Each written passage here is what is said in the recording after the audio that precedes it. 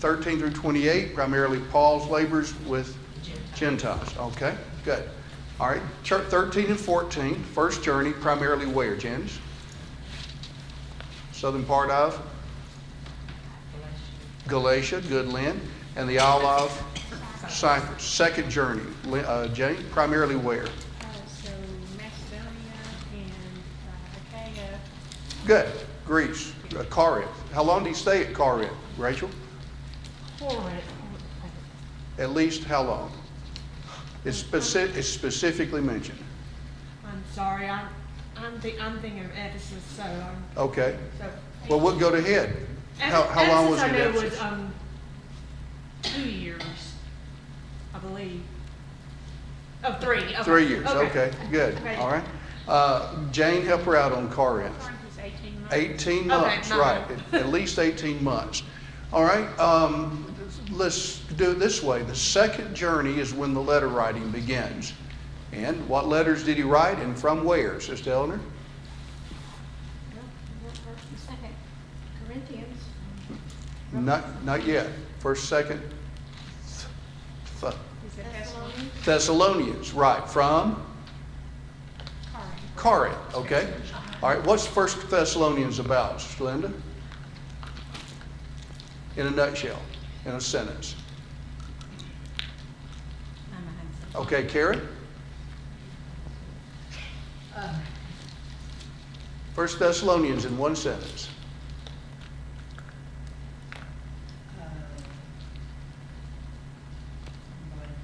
Okay, Gwen, help her out. Okay, Raj? Like you say, y'all say, stay faithful, but not to give up. Okay. To What were they undergoing? Severe persecution. So, to stay faithful and you're in trouble, rest with us. Good, yes. He commended them for their faithfulness under persecution and then encouraged them to keep on viewing what event? The Lord's return, second coming. Second Thessalonians, written from the same place. Who knows? Yes, sir. I may know that one. Okay. Okay, that one is, don't be upset or discouraged about the ones that have gone on before you. Good. Because, pardon me, do not worry that they are not going to get their reward because they have gone on before you, before the Lord's coming, because they will get their reward just like you will get your reward. Okay. Now you're thinking about 1 Thessalonians 4, I think. Oh, am I really? 4 and Okay. 5, but 2 Thessalonians is linked to that idea. Okay. My bad. And Martha? What's 2 Thessalonians about? Suffering was Okay, they'd continued on and the tables would be reversed, and that's chapter 1. The overall, though, it's about don't think that the second coming of Christ is immediate. There has to be what? Chapter 2. A falling away first. And so you get to work. Chapter 3. If a man doesn't work, neither let him eat. All right. So that's Thessalonians written from Corinth. So Paul leaves there and goes to Cenchrea. And then to Ephesus, leaves Aquila and Priscilla there. Then he promises he will return. That's in chapter 18, the latter part of the chapter.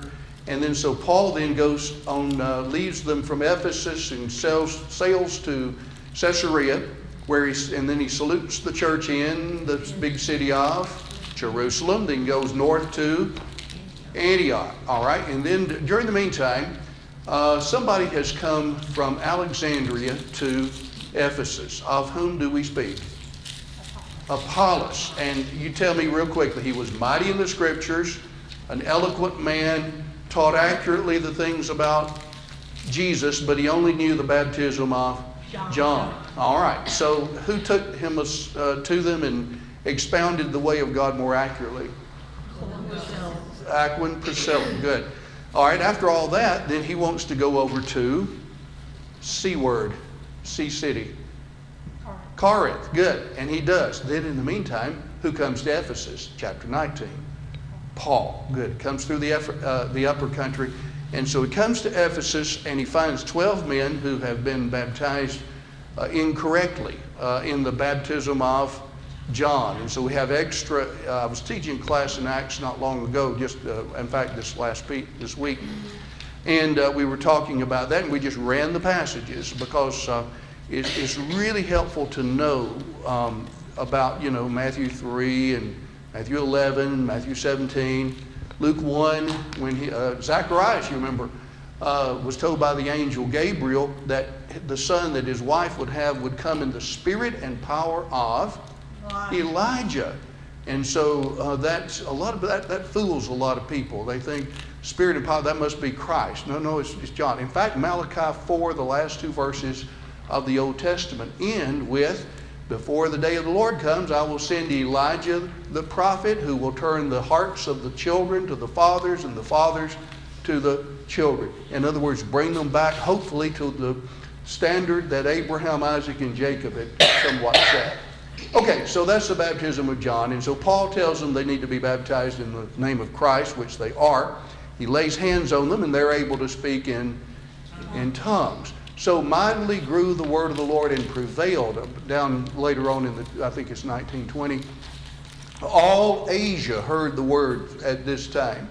And during this time, he spends the better part of 3 years. He was in the school, he went to the synagogue. Then there were people who, like they did everywhere, stirred up problems. So then he separated himself to the schoolhouse or the school of Tyrannus. And he stayed there 2 years. That might have been what you were thinking, Rachel. He stayed there 2 years. So you got 2 years there, 3 months in the synagogue, and then maybe some time afterwards. The better part of 3 years he mentions in the 20th chapter to the elders at Ephesus. All right. So during all this time, the 7 sons of Sceva, you remember, come and he cast out the evil spirits. And they brought the money, or they brought their books and had a big bonfire, so to speak. And the price that could have been obtained was about 50,000 pieces of silver. So mightily grew the word of the Lord and prevailed right after that. Okay, so during the meantime, we've been talking about other letters. And we've studied what other letter was written, possibly from Ephesus, Roz? Galatians, all right? You know the next question. If you're teaching a class of young people, you want them to remember. The next question is, what is the book of Galatians about? Okay, Roz, go ahead and tell us. You're going to ask me. Yeah. I just started to think that they were quickly removed from what they taught, that there's just one gospel. Good. There's one gospel, and there's a comparison between the gospel and the law, the Jewish law. Good. Okay, so, and then the book we're studying now. At some point, there were some people came, Robin, from the house of Chloe.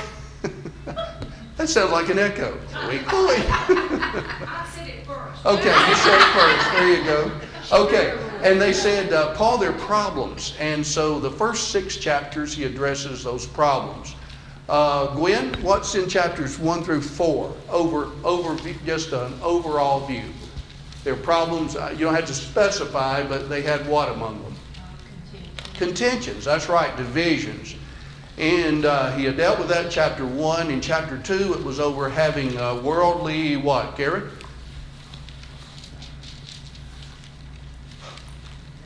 The W word, if that helps. Wisdom, that's right. Yeah, came not with excellence of speech or wisdom, declaring unto you the testimony of God. For I determined not to know anything among you save Jesus Christ and Him crucified. All right. 3, I had to deal with you as carnal and immature, not as unto mature and as to spiritual. And then chapter 4, he talks about the fact that the proper place of apostles and preachers was such that they were stewards of the mysteries of the gospel.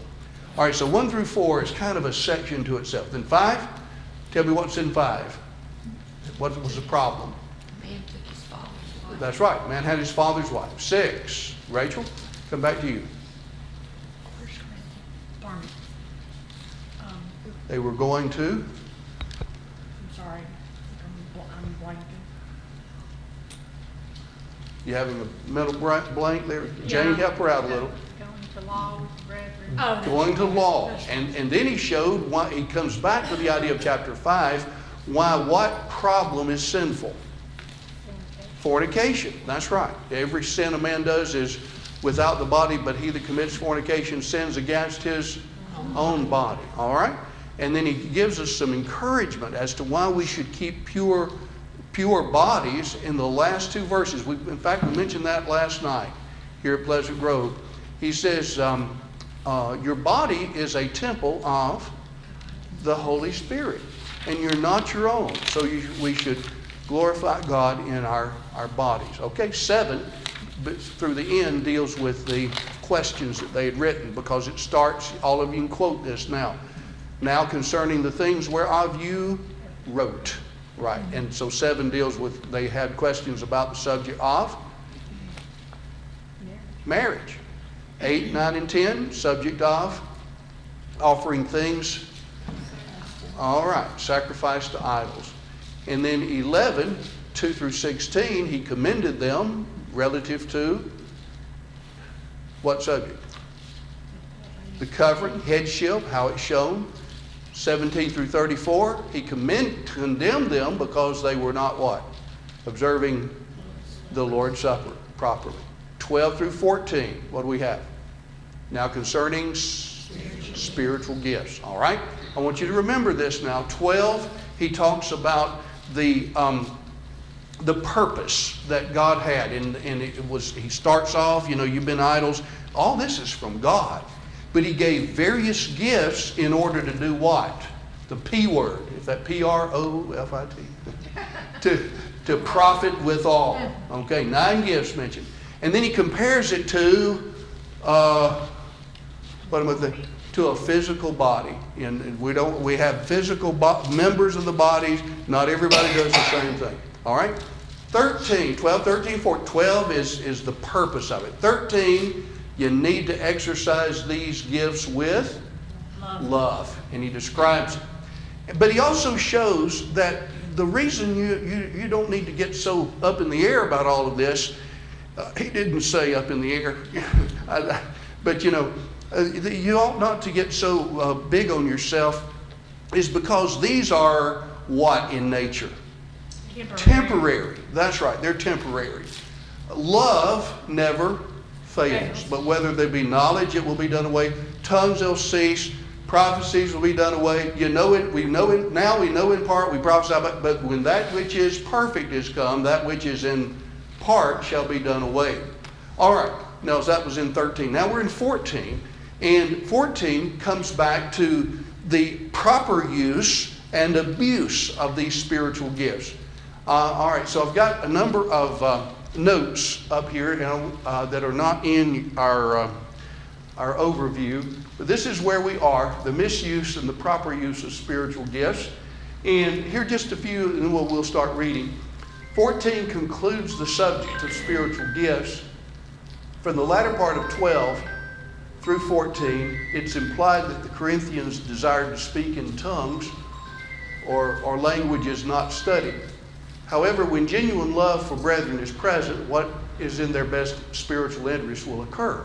Rather than making a show of one's particular spiritual gifts, such as tongue speaking, encouragement, understanding, and edification of the many were most important. Those terms are going to be common denominators in chapter 14. Encouragement, understanding, and edification. Those, look for them as we go. And the assembling of the church is in view in this chapter. We know that because of several verses, 4 verses at least. Paul shows why prophesying and teaching were superior to tongue speaking. He that prophesieth edifies the church.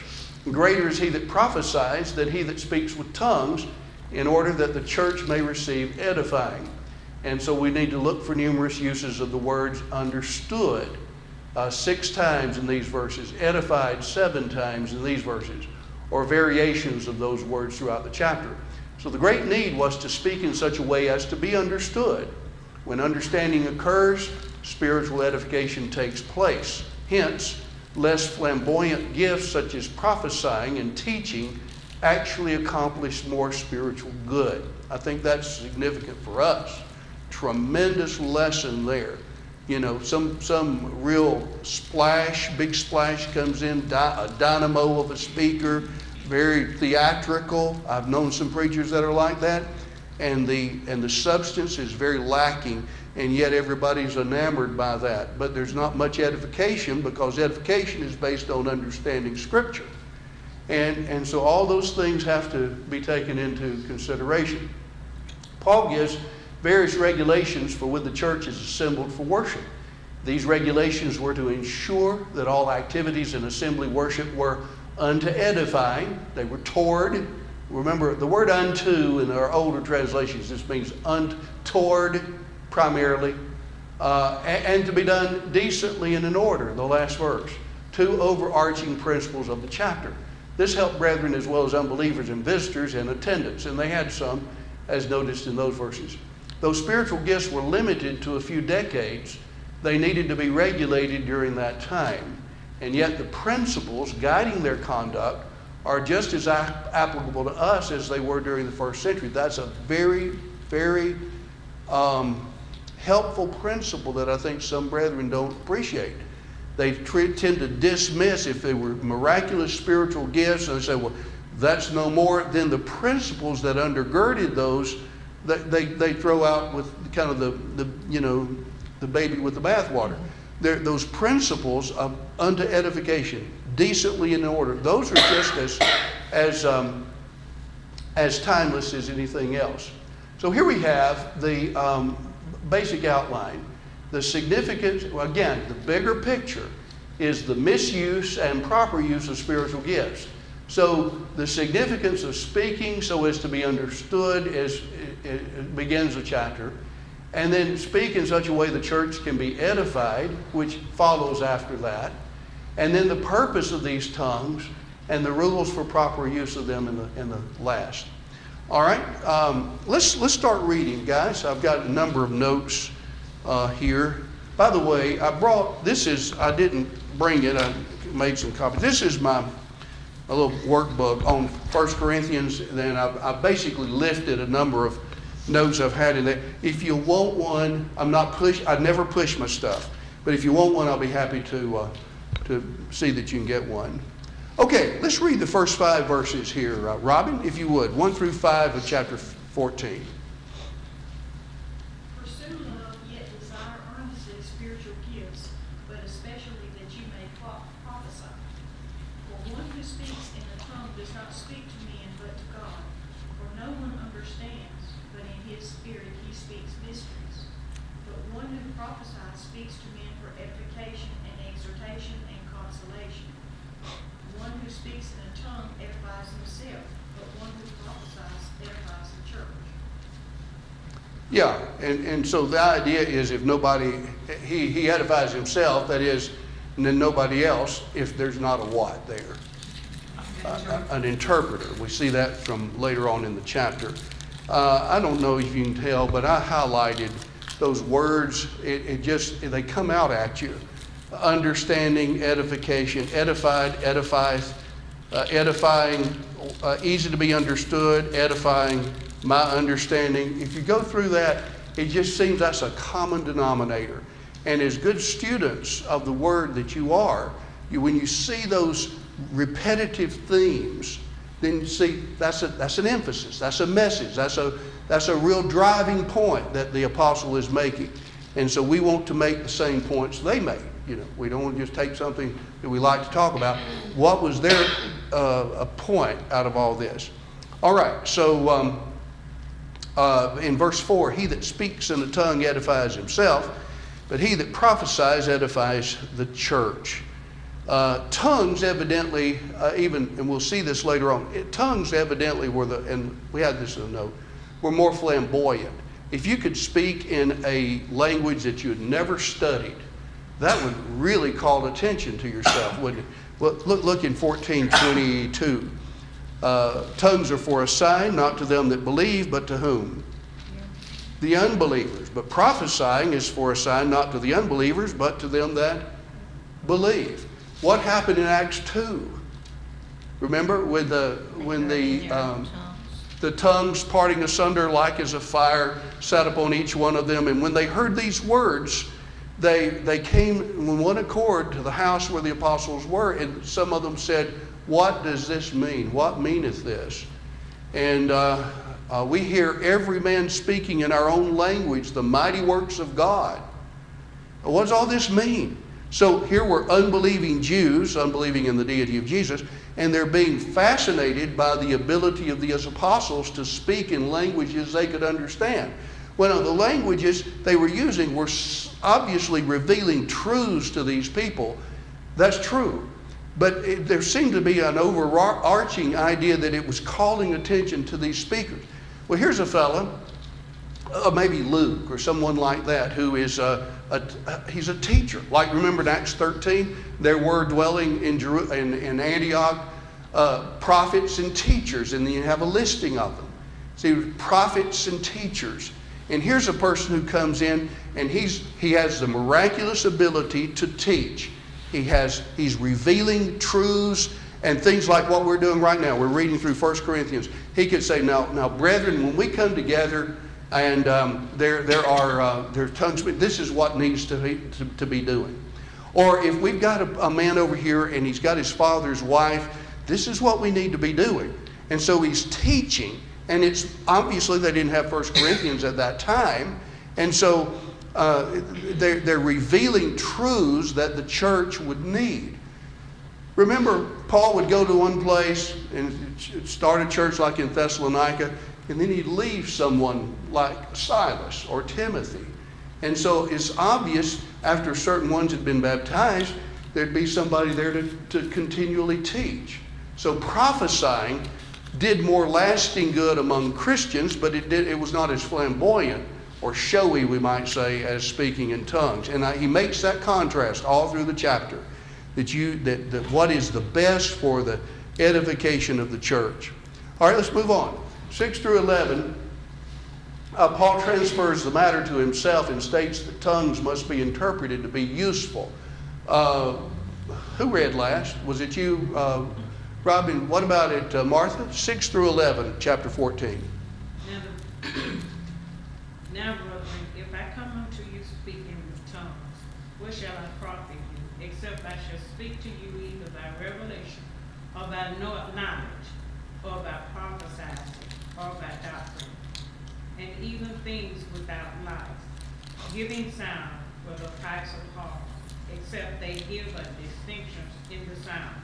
How shall it be known what is pipe or harp? For if the trumpet give an uncertain sound, who shall prepare himself to the battle? So likewise ye, except ye utter by the tongue words easy to be understood, how should it be known what is spoken? For ye shall speak into the air. There are, it may be, so many kinds of voices in the world, and none of them is without sanctification. Therefore, if I know not the meaning of the voice, I shall be unto him that speaketh Barbarian. And he that speaketh shall be a barbarian unto thee. Okay, thank you, Martha. All right, so the point is that you need to speak in such a way people can what? Understand. And he makes an illustration from trumpets, or that back in verse 7, even things without life, instruments, giving a voice, whether pipe or harp. If they give not a distinction of sounds, how shall it be known what's piped or harp? In other words, you remember when Israel was told in Numbers, to make their horns that they would blow out of silver. He specified all that. Then certain toots on the horn would tell them when to leave. My granddaddy worked for, it was when it was TCI, then became U.S. Steel. He was a steam locomotive engineer. And I got real interested in steam locomotives way, way back. I'm just 70 years too late. But anyway, I got interested in If you ever hear a diesel, same thing, same signals. If you go beep, beep, that means he's ready to start going forward. Beep, beep, beep, 3, that means he's going backwards. And then if you hear 2 longs, the short and the long, he's coming to a crossing. So all of those were signals that meant something to people who were close by. And you understand that. You understand it in rail yards or other. And so he makes that illustration. Here's a pipe or a harp, and people make it means something. They understand what these sounds mean. And so he transfers that to himself and says that there needs to be understanding. So tongues must be interpreted to be useful. Does that make sense to everybody? Okay, let's move on. 12 through, no, I don't have a note on that. All right, 12 through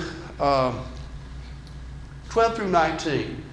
A natural argument growing out of this is that we're to speak whereby the church can be edified.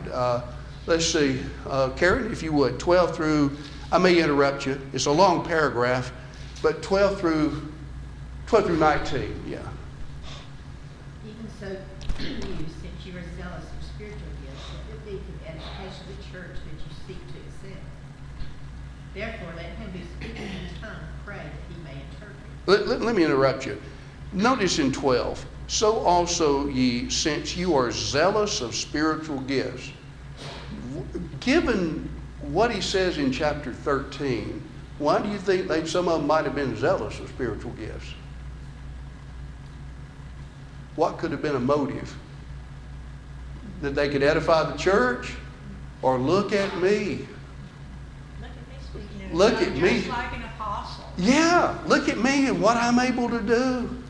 And again, I've got a younger friend that we're pretty close. And he told me when he was in his 20s that he wanted to preach because he thought his mom and daddy would be proud of him. He thought others would. And he said, some notoriety. He says, as I've gotten older, I see that as so foreign from the purpose of trying to preach to people and teach to people. But I think it's still, we always want just to do what's in we want to save ourselves. Paul talked about that in 1 Timothy 4. Continuing these things, for in doing this thou shalt save both thyself and them that hear thee. And so our purpose is to try to save people and encourage people. But there's no difference in principle, guys, in what we have here, that some of them were zealous of being seen. And I verily believe that there have been some folks I've known who are trying to carve out a niche for themselves in the brotherhood. And I think I can see it without maybe judging their motives. I need to see what they say and see what they do. And that's so foreign.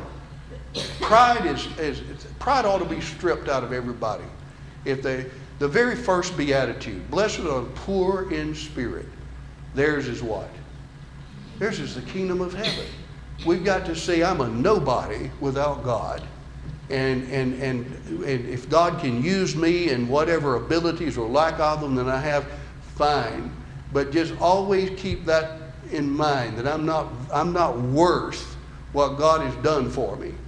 And it just, pride, I remember, well, without going on to that, pride is just, it's to be eliminated with everything in us, all throughout the Scripture. Is that a problem today in society? Forget about the church. Oh, yes. Road rage. What prompts road rage? What, when somebody cuts in front of you? They're not going to cut in front of me. It's pride. It's pride. Pride is so terrible. But anyway, let's move on. Karen, I interrupted you. Those who are zealous of spiritual gifts, verse 12, seek that ye may abound unto the edifying. There's a great. I have a question for you. Yes, sir. The calling question. Okay. If they want to know if tongues were languages and all the Corinthians spoke the same language, why would they need to speak in tongues? Why would they need to? speak in tongues. Yeah, why would they need to be, because they would have different languages among them, I'm convinced. Yeah, because Corinth was a coastal town, and there was a whole lot of commerce that was going, and so the tongues would not have been necessary unless there were people who were speaking in different languages. And what was the other part of the question? The first. If they all spoke the same language, why was there a need for tongues? Yeah, well, if they spoke the same language, there would not have been a need. Yeah, just like in Acts 2, to elaborate on that, in Acts 2, there were dwelling in Jerusalem Jews, devout men from every nation under heaven. And then he gives all those nations, about 15 of them, and some of the languages would have overlapped, but they were able to speak to everybody in the language they could understand.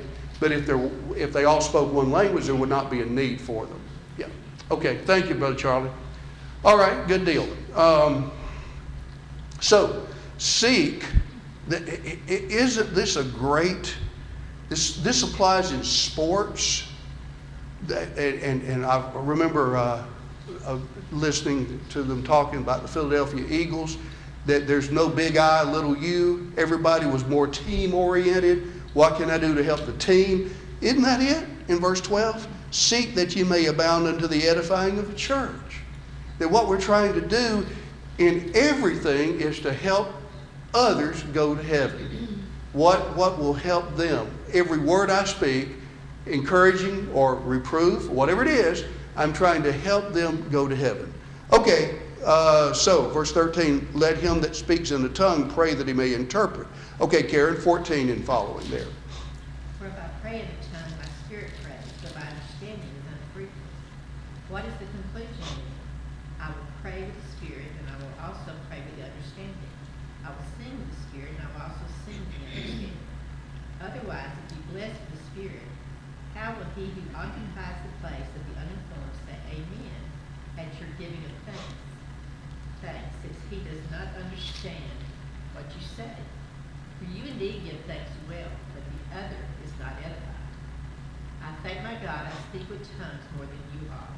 Yet in the church I would rather speak 5 words with my understanding, that I may teach others also, than 10,000 words in a tongue. Okay, what 2 areas of worship, activities of worship, does he mention in some of these verses?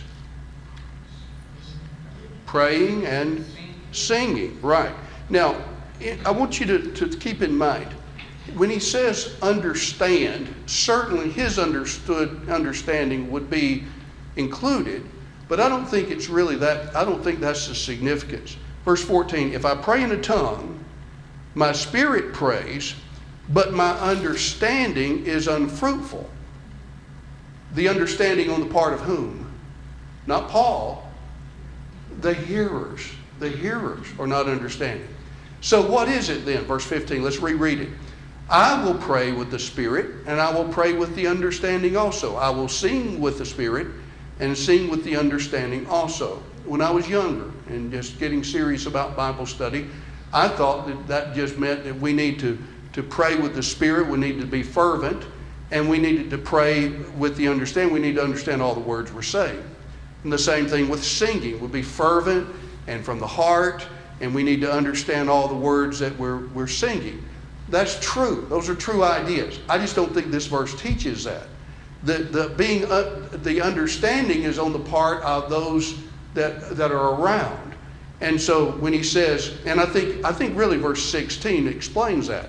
Else if thou bless with the Spirit, how shall he that fills the place of the unlearned say the amen at the giving of thanks, seeing he knows not what you say?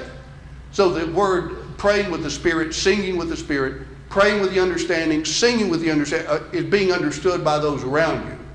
And doing it by the Spirit, I think, would be not your own good attitude, but it's the Holy Spirit. I'm praying using language the Spirit has given me, and I want to be understood over here. I've got a quote on that. And then, so he says, look, I can speak in tongues more than any of you here at Corinth, Paul says, verse 18.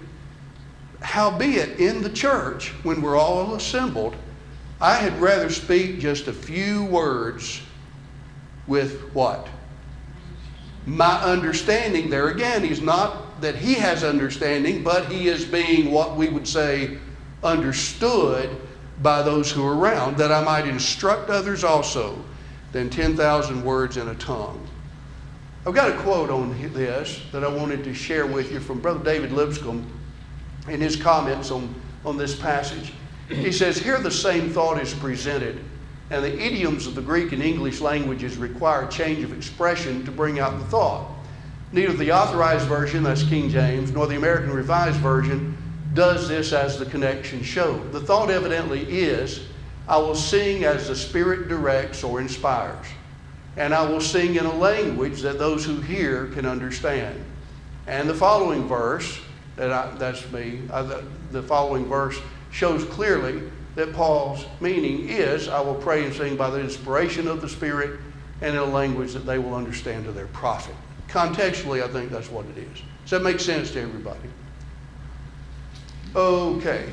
All right. So, we in our, there's a real practical. When I was growing up, I used to hear sometimes brethren pray, and you want to pray in as I guess as you could say as eloquently as you can, and yet simply. You can be eloquent and simple at the same time. But I would hear phrases occasionally that were not common in the vocabulary of the ones I would hear pray, leading in the prayer. And we want to be, we want to talk to God in as a respectful way as we possibly can, because we're talking to the master of the universe, the creator of the universe. And at the same time, we don't want to use phrases that, because they may have sounded good to us in years gone by, and they're kind of flowery, they're purple, that we use those or incorporating them if it's something that people have a difficult time understanding. I've heard brethren talk about as we go through the meandering paths of life. Well, I know what they mean, but I wondered if we don't usually talk about the meandering paths of life in our normal conversation. Does that make sense? Do you know where I'm coming from on all that? Okay, 20 through 20, and yeah, I will say this. Randy likes to lead number 35 in our book. It's a great song, and I love it when he leads it. Tell me the name of it. I'm drawing a blank now. Oh, Worship the King? What is it? I think it's a Worship the King. Oh, Worship the King. Yes, a Worship the King. And the last verse, I want to make a point on this, guys. The last stanza of A Worship the King, they should be able to quote that. Frail children of dust, feeble as frail, in thee do we trust, nor find thee to fail. Thy mercies, how tender, how firm to the end. And then notice those descriptions of God. Our maker, defender, redeemer, and friend. God ought to be considered our friend. Jesus said, greater love hath no man than this, that a man lay down his life for his friends. He says, I am your friend, because I've revealed to you what's to come. And we need to view God as our friend, but not as just a good buddy that anything goes. He's our maker. He's our defender and our redeemer, but we ought to feel like we can talk to him at any time. He is our friend. And just as you might call somebody and say, did I catch you at a bad time? No, come. Well, I wanted to talk with you about it. That we can do that with God in our prayers. And they don't have to be long. They can be short prayers. But to keep that idea going and yet respectful. He's our friend and yet respect and reverence when we address him. I think all that's significant as we try to teach, especially teach young people. Comment, question? Anybody? We don't go to John Burns and say, hey, Dad. Yeah, there was a book, and I'm not going to tell you who I think the author is because I could be mistaken. I don't think I am. But our man upstairs our man upstairs. Well, And it's like, you know, is there one thing to consider God as our friend and Jesus as our friend and thank Him? But it's another thing to put it down on just casual conversation. He's worth more than that. Yeah, somebody had a hand up, I thought. Did I see yours, Rachel? Well, I guess what I'm trying to say is, I don't, when I'm praying to God, I don't go, hey, Dad, and talk like I'm talking to my To your mom, dad, yeah. To my father about, just like I would about, at the level that I talk to my physical father. Exactly. But, you know, on brief prayers, if we're driving somewhere and we see the beauty of the morning sun rise, and we can briefly tell God, thank you for eyes to see. Thank you for living life to see another day. But keep it respectful, and yet at the same time, I'm sorry I couldn't quote that verse, Randy, but Randy leads that fairly often, and it's a great, great song. Worship the King, and it helps us. I think it helps us to be cognizant of how great God is. He's our Maker, our Defender, our Redeemer, and yet we can go to Him all the time, our friend, and that helps me. Well, they don't address God correctly because that's not how they feel. You know, they'll say, I heard about somebody that died. Well, they were up there drinking a beer with God. Yeah. And I Oh, just that's felt like blasphemous. That was sacrilege, Yeah. know, to say something that, and that's how people feel, or they're playing golf or you know, whatever. So Yeah. they don't see God as the Almighty, you know, and so Older I they go get- together, the two things. Yeah, I think together. you're right. I love humor, as y'all probably know. I love all kinds of jokes. But when it comes to God, it is serious business. And there is a sense of decorum and reverence that we always ought to. I was listening to a video last night on the way home of a gospel quartet, and they were just coming down and laughing and all that. And I thought, do you realize what you're doing? You realize you're singing to the great I Am. And you know, there's a difference between being joyful as we sing, and I'm talking primarily now about private singing, maybe home gatherings, and enjoying that, and then somebody makes a mistake, and everybody just comes out in, you know, laughter, and there's just a big high old time. We're still addressing God, and that's significant. I remember many, many years ago when Jane Pauley, I guess, was still on the whatever show she's on in the morning or evening, I can't remember. But I remember she met the Pope one time, and her whole expression and everything she did, she was just in awe of meeting the Pope. We ought to be in awe of knowing our God and talking to Him. Yeah, talking with I've never God. forgot that because it was just written all over her face. Yeah. You know. Yeah, that's right. That's right. Good point. All right, let's move on. 20 through 25, the purpose of tongues. Gwen, if you would, 20 through 25. Brethren, do not be children in understanding, whenever in malice be babes, but in understanding be mature.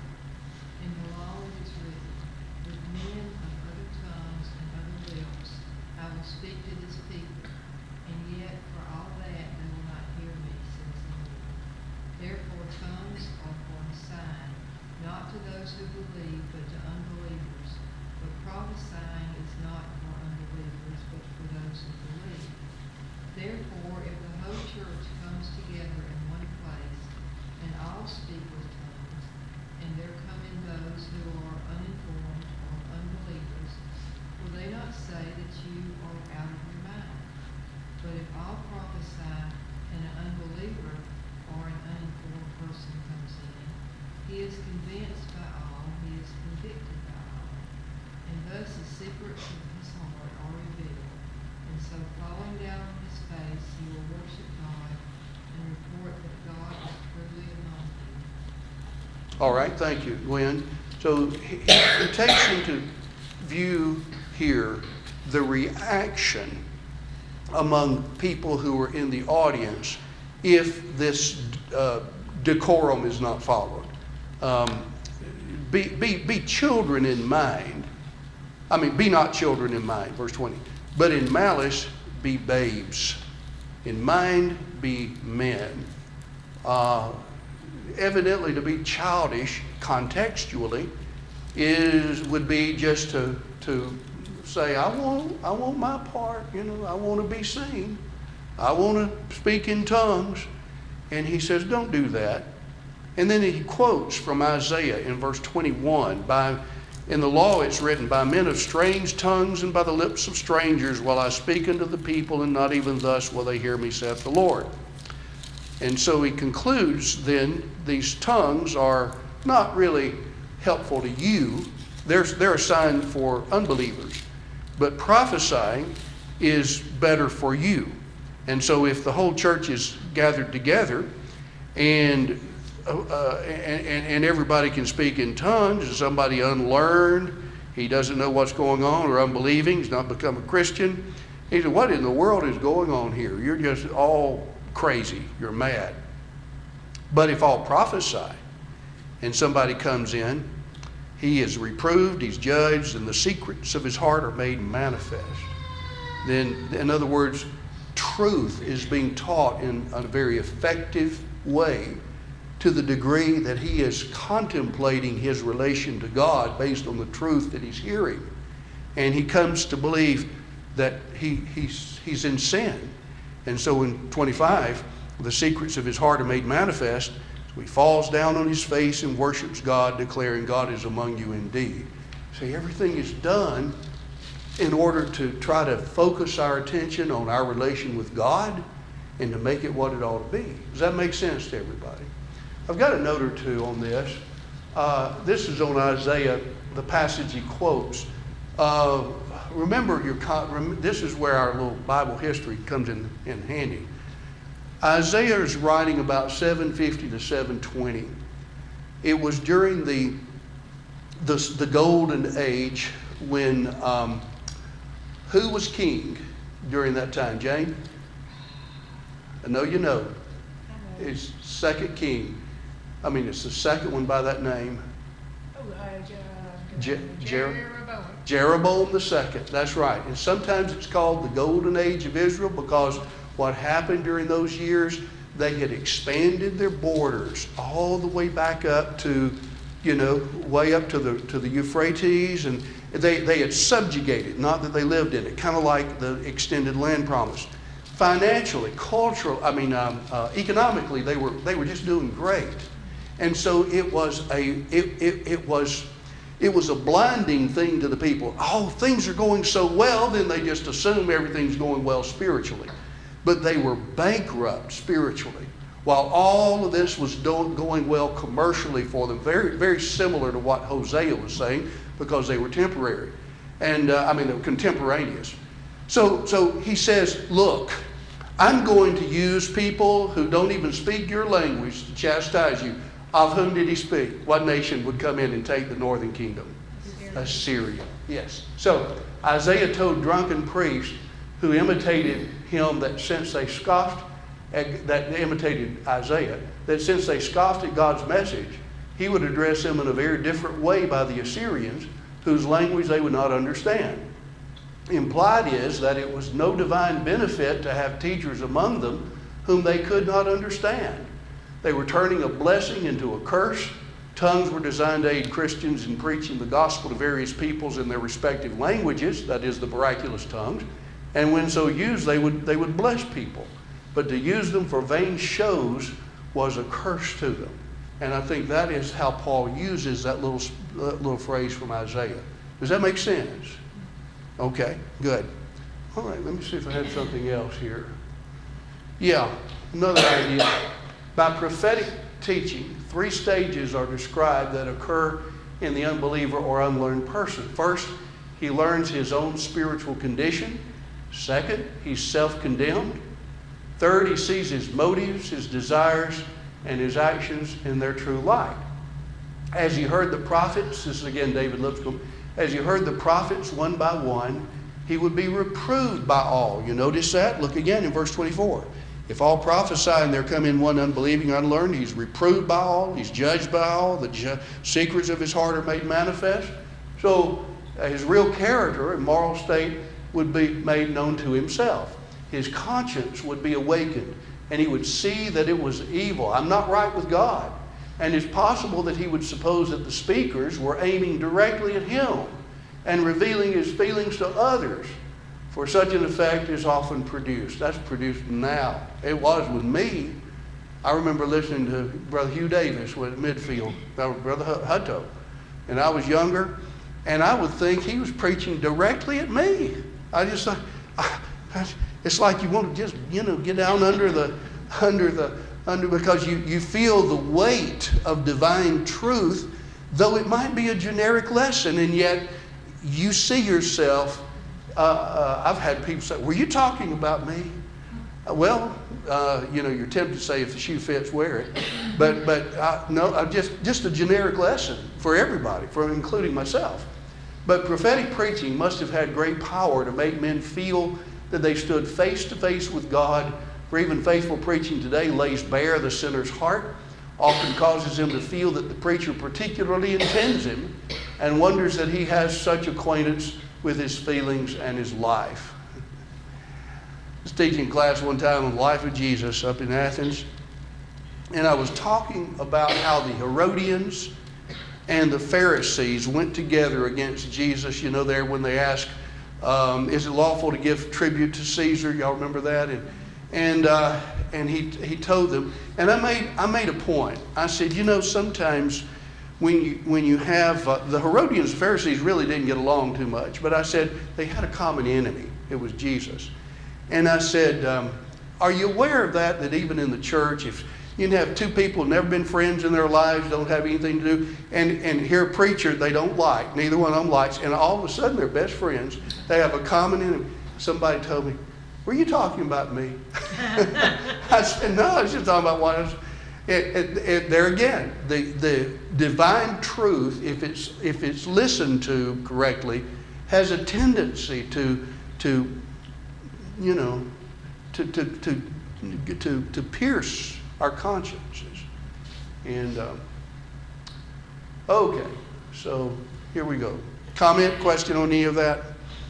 I cannot help but the whole time we've been talking about this gentleman's problem was not spiritual gifts, or rather not speaking in tongues, but the whole time we've been talking about this, I cannot help but think of Simon the sorcerer. Yeah. That's a good illustration, Rachel. He wanted the gift of God. He wanted to buy it with money. And Peter said, you're not a part of this. You have no part in the lot with us. Yeah, it's great. It's a great illustration. They wanted something to be, he, what does it say there in Acts 8 about 10 or 11? He himself gave out that he was some great one. And Simon the Great, can't you imagine have a sign out, something like, and he wants people to think that he's some big thing. And then, of course, when he saw Philip doing the real McCoy, he wanted that power also. And so he still, even in a spiritual way, wanted the same notoriety he had in a secular way, and actually in an evil way with the wizardry that he had. Is that a good word, wizardry, for simony? Okay. We got 2 minutes. Let's stop, because this last part, I've got several notes, and then at the end of the chapter, I've got a bunch of practical applications, I think. We've been making practical applications, but just overall from the 12th, 13th, and 14th chapter. First, do we have any comment or question on anything? Yes, ma'am, Jane. This may be too long for 2 minutes, but is there a distinction between prophesying and teaching? I know in chapter 12 it says some are prophets, some are teachers. Yeah. So is there an element in prophecy that is not also included in teaching? I think so. I think probably the prophets were inspired and not necessarily on the part of the teachers. But what prophets would do would be to teach. Okay. They would be teaching. I think prophets would be like we call teachers today, but they were inspired. So I'm trying to harmonize that with chapter 11 and women praying and prophesying. Yeah, yeah. Yeah, I think some were inspired. Yeah, and then the teachers would possibly have just been like Silas, you know, mentioned in Acts 15. Silas would have been likely a prophet, but they also were teachers. The communication part of it. But it's the source of the information, it seems like to me, Jane. It's interesting in Ephesians 4 when he says he gave some to be apostles, some prophets, some evangelists, some pastors, and teachers for the perfecting of the faith, the work of ministry, and so on.